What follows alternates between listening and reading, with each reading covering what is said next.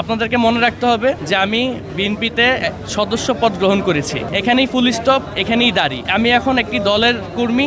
দল থেকে আমাকে যেভাবে নির্দেশনা দেওয়া হবে আমি সেভাবেই কাজ করব। আপনারা জানেন নিঃসন্দেহে বর্তমানে বাংলাদেশের সবথেকে বড় একটি রাজনৈতিক দল হলো বিএনপি, এবং আমার বিশ্বাস যে এই তরুণ প্রজন্ম বাংলাদেশে রয়েছে তাদের বিএনপির থেকে অনেক কিছু চাহিদা রয়েছে যেগুলো তারা বিএনপি থেকে পেতে চায়।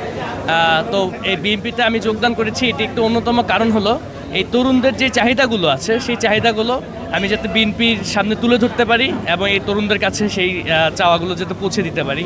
এছাড়াও আমার মনে হয় জুলাইয়ের প্রতিনিধিত্ব সব জায়গাতে থাকা উচিত। সকল রাজনৈতিক দল সরকারের সকল পর্যায়ে জুলাইয়ের প্রতিনিধিত্ব থাকা উচিত।